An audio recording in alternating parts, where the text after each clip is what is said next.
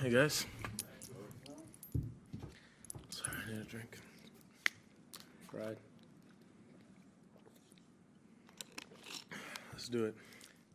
Congrats, Ben. This was your third career quarterfinal at Grand Slam. You're through to your second semifinal. I'm sure you don't want to stop there. How proud are you of your consistency at big results at the majors? Yeah, really happy. I'm not sure this is what I expected when my career started. Honestly, as a kid, once I stopped playing football, I was always like a little bit heavy. Not fat, but just like heavy, carrying a lot of weight. And I always struggled physically.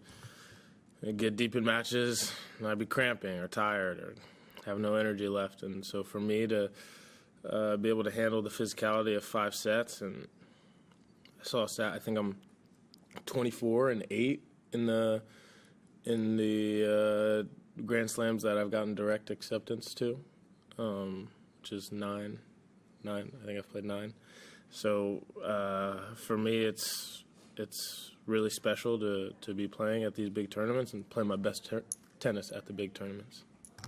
So, I think it was battle tested on the camera after the match today. Is that how you felt? Yeah, 100%. There are some things I didn't do great out there today. Probably had one of my, my team was telling me, one of my worst serving days. And I just had to fight.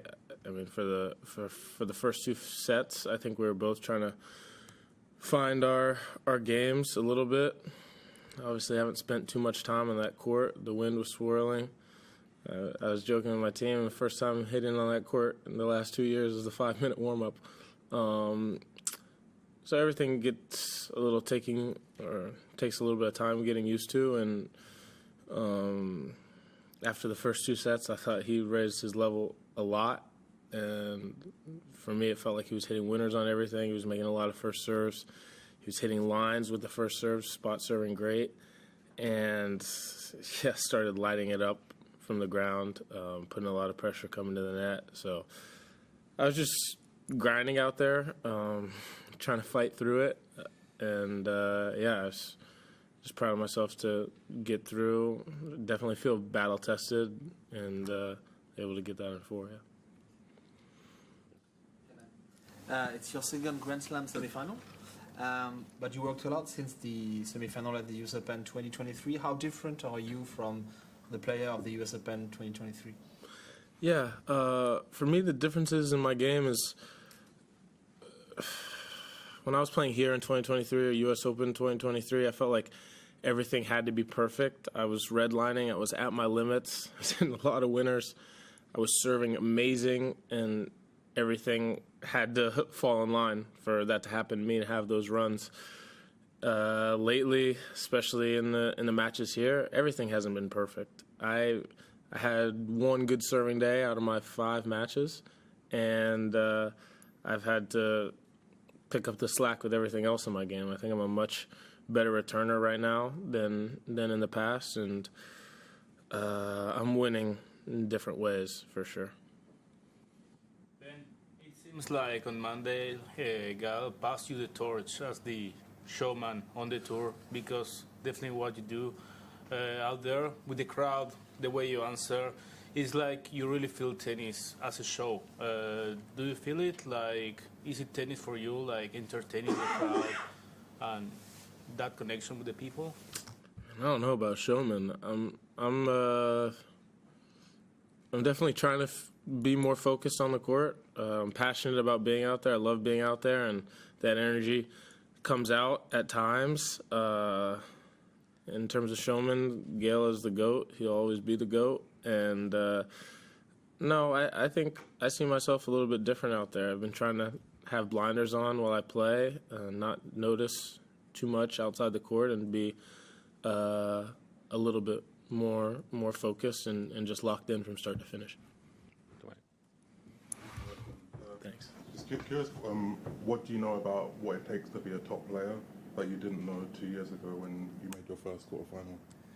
Yeah, a little bit what I was saying before. I think that you got to be able to, your base game has to be good enough that you can win at 70% or 80%.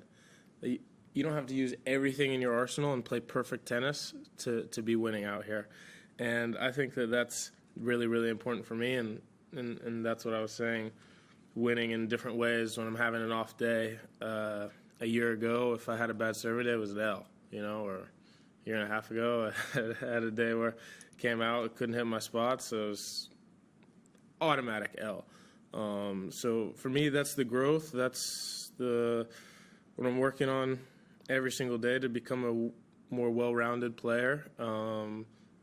If you only have one thing to rely on, gun misfires or the chamber's empty, you're in trouble. Yep, you done? Scott? I'll be great on the win. Obviously, don't know who you're going to play next, but maybe just a few thoughts on either Jannik Sinner or Alex de Minaur as opponents in the semi. Yeah, obviously, two great players. Real tough opponent either way. Alex has got the crowd in his hand here, and rightfully so. He's playing amazing tennis. It's his home slam. First quarterfinalist since 2015. Yes. So it's really cool to see. I love watching those type of moments, and but at the same time, he's playing serious ball. Obviously, with Jannik, defending champion, we know what he's done.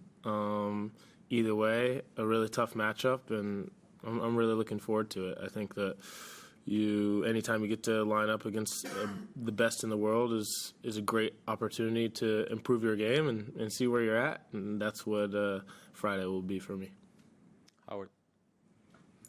First, just quickly, was it literally the first time there on the court these past 2 years? You said the 5-minute warm-up was your first. Yeah, last year I didn't hit a ball. Didn't hit a ball on Laver.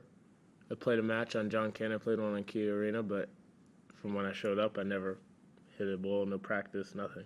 And this year, hadn't hit a ball yet. And is that a big deal? I mean, does it, because it's so much bigger maybe, or does it affect things at all or change the way you would play, or not really? I think it affects it as much as you let it affect it. I haven't played one match at this tournament on the same court.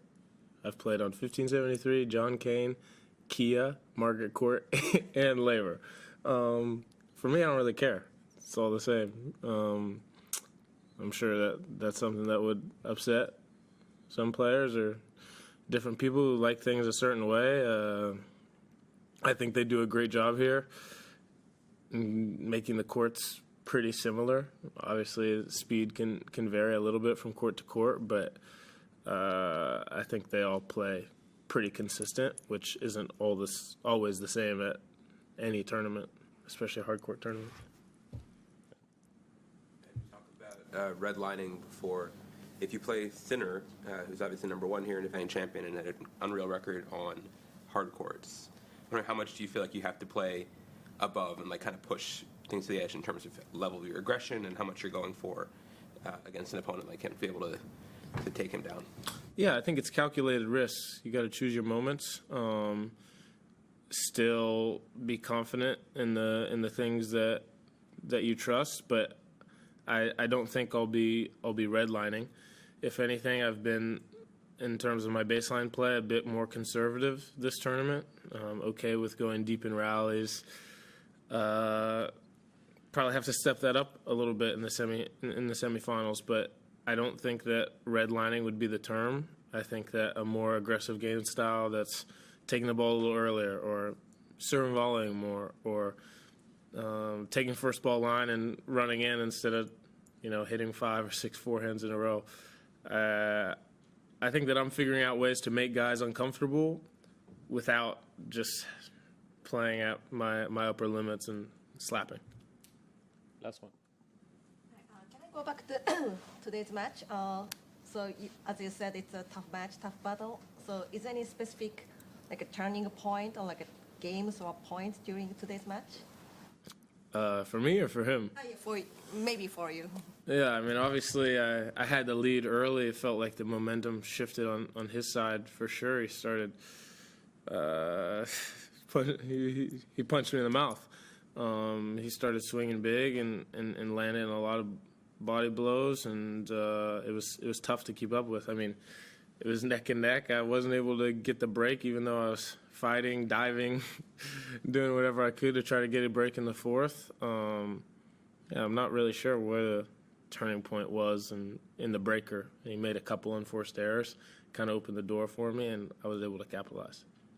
Thank you. One thing that I just want to say before we're done, I've been a little bit shocked this week with how players have been treated by the broadcasters, and I don't think that the guy who mocked Novak, I don't think that was just a single event. I've noticed it with different people, not just myself. I noticed it with Lerner Tien in one of his matches. I think when he beat Medvedev, his post-match interview, I thought it was kind of embarrassing and disrespectful, that interview. There's some comments that have been made to me in post-match interviews by a couple different guys, whether it was, hey, Monfils is old enough to be your dad, maybe he is your dad. Or today on the court, hey, Ben, how does it feel that no matter who you play in your next match, no one's going to be cheering for you? I mean, maybe true, but I just don't think a comment that's respectful from a guy I've never met before in my life. And I feel like broadcasters should be helping us grow our sport and help these athletes who just won matches on the biggest stage enjoy one of their biggest moments. And I feel like there's just been a lot of negativity, and I think that's something that needs to change.